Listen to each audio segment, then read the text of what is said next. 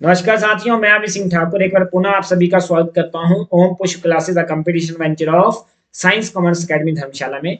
विद्यार्थियों, daily current affair आपके बीच एक बार पुनः उपस्थित होते हुए आज तारीख 26 दिसंबर और ऐसी कौन कौन सी घटनाएं राज्य स्तर, राष्ट्रीय स्तर, अंतर्राष्ट्रीय स्तर पर घटित हुई हैं जो आपके लिए बड़ी लाभकारी सिद्ध होने वाली हैं, उन घटनाओं पर आधारित हम प्रश्न आपके बीच लेकर के आए हैं। चलते हैं आज के पहले प्रश्न की ओर।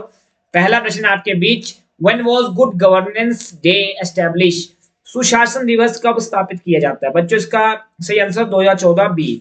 मोदी जी के द्वारा यह काम किया गया था कि 2014 में जब पहल मोदी जी की सरकार आई थी, उस समय मोदी जी ने हमारे पूर्व के प्रधानमंत्री श्री अटल बिहारी वाजपेयी जी की याद में उनकी जन्म जयंती पर को हमने गुड गवर्नेंस डे मनाना घोषित किया। मोदी जी के द्वारा ये किया गया था। सुशासन प्रति वर्ष 25 दिसंबर को पूर्व प्रधानमंत्री अटल बिहारी वाजपेयी की जयंती के रूप में मनाया जाता है। सुशासन दिवस की स्थापना 2014 में प्रधानमंत्री श्री नरेंद्र मोदी जी द्वारा श्री अटल बिहारी वाजपेयी के प्रयासों और सरकार में जवाबदेही के बारे में जागरूकता पैदा करने के लिए की गई थी। इस सिद्धांत के अनुरूप सुशासन दिवस को राष्ट्र के लिए एक कार्य दिवस घोषित किया गया है। चलते हैं आज के दूसरे प्रश्न की ओर। उड़ीसा का प्रसिद्ध जगन्नाथ मंदिर किसके द्वारा बनाया गया? Anant Varman. B option is the right answer. Anant Varman कौन थे? पूर्वी गंगा वंश का एक प्रमुख राजा था जिसने 11वीं-12वीं शताब्दी ईस्वी में शासन किया था।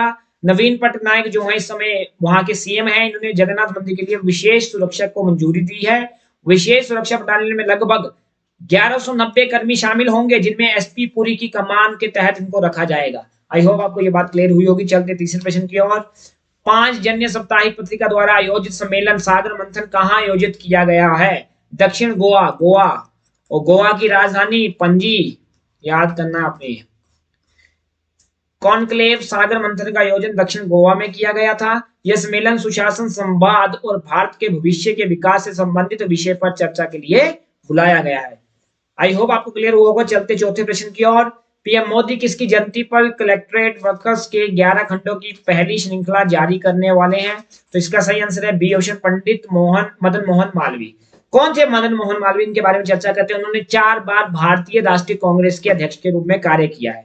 आईएनसी, इंडियन नेशनल कांग्रेस की स्थापना 1885 में की गई थी। किसके द्वारा की गई थी? ए.ओ. ह्यूम। ये भी आपने नोट कर लेना है। ए.ओ. ह्यूम के द्वारा आईएनसी की स्थापना की गई थी। उन्होंने 4 बार, कौन?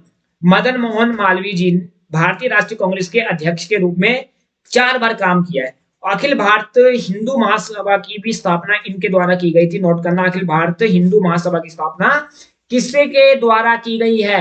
पंडित मदन मोहन मालवीय के द्वारा। मालवीय ने भारत में शिक्षा के क्षेत्र में बहुत ज्यादा योगदान जो है वो किया है।